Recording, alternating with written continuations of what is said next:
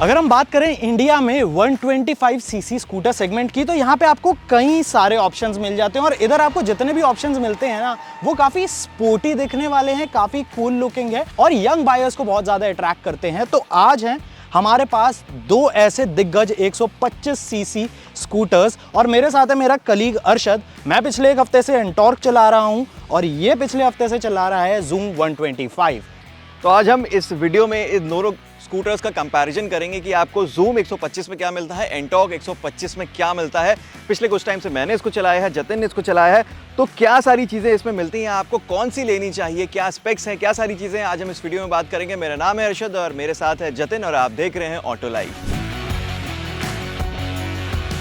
तो पहले हम चालू करेंगे इन दोनों स्कूटर के डिज़ाइन, लुक्स और फीचर्स से। यहाँ पे हम पहले बात करेंगे जूम 125 की, क्योंकि ये जो स्कूटर है अभी रिसेंटली इंडियन मार्केट में लॉन्च हुआ है और इसके बारे में अरशद ज़्यादा बात करे तो वो ज़्यादा सही रहेगा क्योंकि इसने इसे ज़्यादा चलाया है। जूम 125 ऑफ कोर्स मैंने ज़्यादा चलाया है और अगर आप इसको देखोगे, उसके जो विजुअल्स आपकी स्क्रीन पे चल रहे होंगे, आपको बहुत ज़्यादा स्पोर्टी लुक देखने को मिलेगा। अगर फ्रंट की तरफ आप देखोगे तो आपको LED DRLs मिल जाएंगे, हेडलैम्प्स मिल जाएंगे, 3 टोन कलर आपको मिल जाते हैं। यहाँ पे आप देखोगे जो ब्लैक फिनिश दिया गया है ये अपने आप में बहुत अच्छा और बहुत प्रीमियम लगता है। अगर टायर्स की बात करें तो फ्रंट में जो आपको टायर मिल रहा है, फ्रंट और रियर दोनों टायर आपको 14 इंच के अलॉय व्हील्स मिल जाएंगे, साथ ही फ्रंट में आपको डिस्क ब्रेक मिल जाएगा। ये जो टायर्स हैं, मैंने जितना इसको चलाया, जितना एक्सपीरियंस किया है, ये टायर्स काफ़ी चिपक कर रोड के साथ चलते हैं और आपको एक कॉन्फिडेंस मिलता है फ्रंट में दोनों टायर्स से ऑफकोर्स आपको मिलता है। और साइड में अब अगर आएंगे तो आपको अलग अलग तरीके के डिज़ाइन स्टिकर्स मिल जाएंगे। यहाँ पे 125 सीसी लिखा हुआ आपको स्टिकर मिल जाएगा। i3S का स्टिकर आपको इस साइड मिल जाएगा। i3S एक टेक्नोलॉजी है जो इसमें दी गई है हीरो में। जैसे अगर आपने रेड लाइट पे ब्रेक मारा है तो ये स्कूटर अपने आप स्टॉप हो जाएगा और अपने आप से ही वापस से चालू हो जाएगा। मुझे लगता है कि ये एक अच्छा फीचर है पेट्रोल बचाने के लिए। ओवरऑल लुक्स के मामले में मुझे ये स्कूटर बहुत अच्छी और अग्रेसिव लगी है। अगर आपको स्कूटर चाहिए जो लुक्स अच्छी देती हो, दिखने में अच्छी हो, अटेंशन ग्रैब करे, लोग आए पूछे कि ये कौन सा स्कूटर है, दिखने में अच्छा हो, तो जूम 125 आपको एक अच्छा ऑप्शन मिल जाएगा। पहली चीज़, I really like this colour shade, how the colour shade बहुत अच्छा है। एलॉय व्हील का डिज़ाइन बहुत अच्छा है। यहाँ पे जो टेलीस्कोपिक फोक्स मिलते हैं वो बहुत अच्छे हैं। एक चीज़ जो मुझे कमी लग रही है इसमें, जो इसमें आपको थोड़ी अच्छी मिलती है, वो स्पेस की है। इसका जो फ्लोर बोर्ड है उधर आप देखेंगे फ्रंट में आपको थोड़ा स्टोरेज स्पेस मिलता है, उसके चक्कर में कहीं ना कहीं वो चीज़ कॉम्प्रोमाइज दे दी गई है ऊपर। हाँ, उसके चक्कर में वो कहीं ना कहीं कॉम्प्रोमाइज हो रहा है, बट यहाँ पे आपको स्पेस अच्छा खासा मिल जाता है। अब इन दोनों के डिज़ाइन में मुझे जो मेन डिफरेंस ये लग रहा है वो ये है कि एंटॉर्क भी स्पोर्टी लुकिंग स्कूटर है, बट कहीं ना कहीं ये बहुत टाइम से इंडियन मार्केट में है तो थोड़ा सा डेटेड हो गया है। ये बिल्कुल फ्रेश डिज़ाइन है, फ्रेश लुक है, तो वो अलग दिखता है। तो मुझे लगता है कि इसके लुक्स को थोड़ा सा और ट्वीक करने की ज़रूरत है। अदर देन दैट यहाँ पे आपको काफ़ी अच्छी वाई शेप में इधर आपको DRLs मिल जाते हैं, हेडलैम्प्स मिलते हैं। यहाँ पे एक डिफरेंस ये है कि इधर आपको LED सीक्वेंशियल साइड ब्लिंकर्स मिलते हैं, इधर आपको नॉर्मल हैलोजन वाले ही देखने को मिल जाते हैं। इधर काफ़ी फॉ कार्बन फाइबर इंसर्ट्स का यूज़ कर रखा है, इसे थोड़ा सा और स्पोर्टी स्टैंस देने के लिए। दोनों के अंदर तुम्हें एक्सटर्नल फ्यूल फिलिंग टैंक्स मिल जाते हैं। बात करते हैं अब इनके बूट स्पेस की, तो इसके अंदर बूट स्पेस मिलता है 22 लीटर का, इसमें आपको मिलता है 17 लीटर का। बट मेरे स्कूटर के अंदर पूरा एक फुल फेस हेलमेट नहीं आ पाता। जूम 125 के अंदर भी फुल फेस्ड हेलमेट नहीं आएगा, ऑल्दो 17 लीटर का बूट स्पेस है। अगर आ भी जाता है तो आपको बहुत ज़्यादा पुश करना पड़ेगा, इसको ज़बरदस्ती करनी पड़ेगी इसके साथ इसको बंद करने के लिए, जिससे आपका हेलमेट भी कहीं ना कहीं डैमेज हो सकता है और सीट तो हो ही जाएगी। और दोनों के इंस्ट्रूमेंट क्लस्टर की बात कर लें, दोनों में फुली डिजिटल इंस्ट्रूमेंट क्लस्टर मिलता है। टॉप सन में आपको अच्छे से डिजिट सारे विजिबल होते हैं, साथ ही साथ इधर आपको ब्लूटूथ कनेक्टिविटी भी मिल जाती है। तो इन टर्म्स ऑफ डिज़ाइन मुझे लगता है दोनों स्कूटर्स अपने स्पेस में बहुत गुड लुकिंग है। एंटॉर्क का अपना एक कल्ट फैन फॉलोइंग है जो बहुत सालों से चल रहा आ रहा है और जैसा जूम दिख रहा है, जूम 125 अभी नया है मार्केट में तो इसकी फैन फॉलोइंग अभी उतनी नहीं है, बट हाँ धीरे धीरे बन रही है। कुछ चीज़ें जो इसको चेंज करने की ज़रूरत है लुक्स के मामले में, अगर देखने में जो चीज़ें चेंज करनी है वो है स्पेस। ये जो पॉकेट्स जो एक्स्ट्रा दी गई हैं मुझे लगता है इनकी ज़रूरत नहीं है। एंटॉर्क में वो चीज़ नहीं है ऑलरेडी, तो आप यहाँ पे फुल फेस हेलमेट सामने रख सकते हो, आप अपनी ग्रोसरी का सामान रख सकते हो, आप जो चीज़ें कहीं से लेकर आ रहे हो वो रख सकते हो, लेकिन इसमें वो आपको ऑप्शन नहीं मिलता है। तो ये चीज़ जूम 125 में चेंज करने की ज़रूरत है। और इसके अंदर आपको 12 इंच के अलॉय व्हील्स मिलते हैं, बॉडी कलर में मिलते हैं, रेड कलर में मिलते हैं। रियर की बात करूँ तो रियर से मुझे जूम दिखने में थोड़ा सा ज़्यादा अच्छा लगा है क्योंकि उसका रियर जो लुक है वो क्लीन है। यहाँ पे आप देखोगे कि इतने सारे एलिमेंट्स हैं कि वो थोड़ा सा क्लटर्ड लुक लगता है। तो डिज़ाइन वाइज दोनों स्कूटर्स बहुत अच्छे हैं, फीचर लोडेड है, अच्छे खासे फीचर्स मिलते हैं। तो ये हो गई अब इसके डिज़ाइन की बात। दोनों ही स्कूटर 125 सीसी हैं। बहुत ज़्यादा डिफरेंस नहीं है परफॉर्मेंस में। ये इसके टॉर्क की बात करें तो 10.4 Nm टॉर्क आपको मिल जाता है, 9.8 bhp पावर आपको देखने को मिल जाती है। 0 to 60 किलोमीटर्स ये 7.6 सेकेंड्स में पहुंचा देती है। आई थिंक अच्छी स्पीड है, ठीक ठाक स्पीड है। और एक चीज़ जो इसमें आपको मिलती है वो है कॉन्फिडेंस। अगर आप ज़ूम 125 चला रहे हो तो आपको अच्छा कॉन्फिडेंस मिलता है, क्योंकि इसके टायर्स इतने चौड़े, इतने बड़े हैं कि वो अच्छे से आपको रोड पे ग्रिप देते हैं। ग्रिप अच्छी मिलेगी तो आपको कॉन्फिडेंस आएगा। और उसी वजह से मेरे ख्याल से कहीं ना कहीं स्टेबिलिटी और बैलेंसिंग में भी वो बहुत ज़्यादा मदद करता है। तो आई थिंक ये पावर के मामले में, और आप जब चलाओगे, आप राइड करोगे तो आपको एक फन आएगा, एक जॉय वाली फीलिंग आएगी कि आप कुछ अच्छा सा चला रहे हो। अब मैंने जब एंटॉर्क चलाई तो वो फील आया, बट मुझे ऐसा लगता है कि मुझे इस हीरो ज़ूम 125 में वो ज़्यादा अच्छा फील देखने को मिला। मैं इसके अगर मैकेनिकल स्पेक्स की बात कर लूँ, यहाँ पे आपको सेम 125 सीसी का इंजन मिलता है, 9.4 bhp का पावर है, 10.5 Nm का टॉर्क बनाता है। टॉप स्पीड इसकी 98 kmph के अराउंड है, इसकी भी टॉप स्पीड इतनी है। दोनों के माइलेज फिगर्स भी ऑलमोस्ट सेम ही हैं, दोनों में आपको 45 से 50 kmpl के बीच माइलेज मिल जाता है। तो परफॉर्मेंस वाइज मुझे ये लगता है कि इसका जो इंजन है वो बहुत ज़्यादा फ्री रेविंग फील होता है।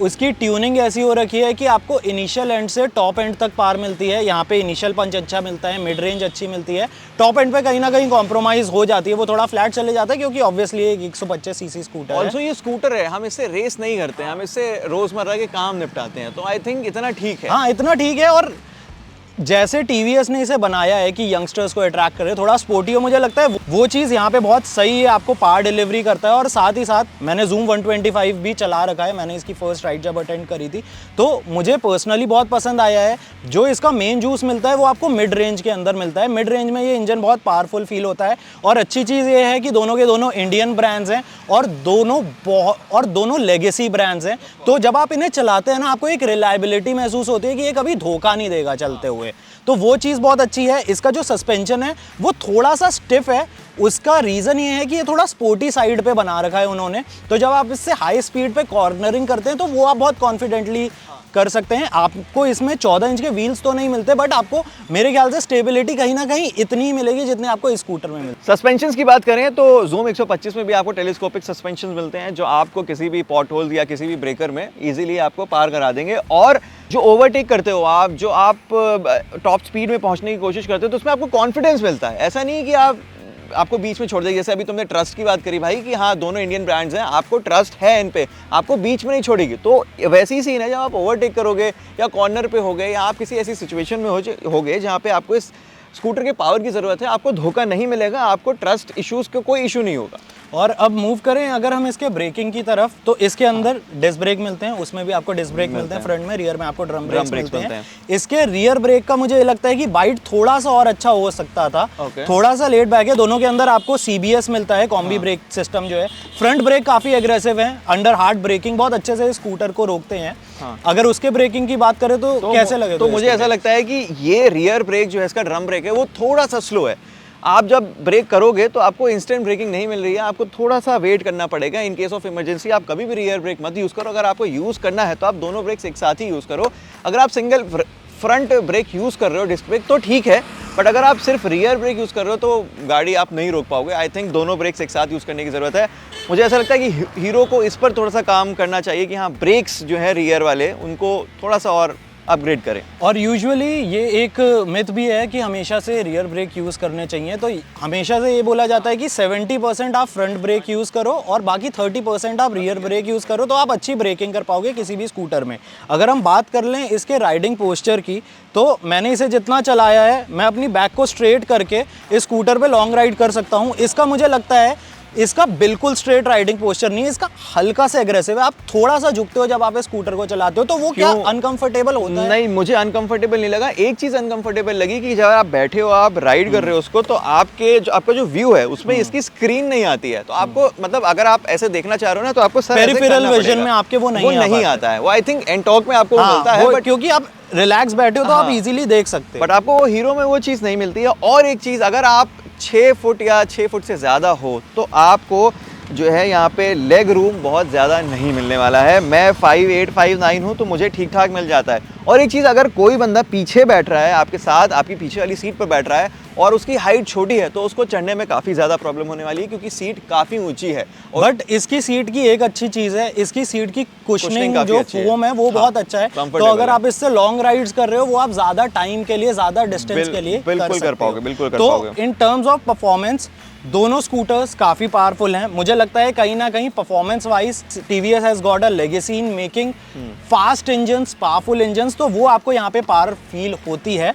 हीरो ज़ूम के बारे में क्या कहना है?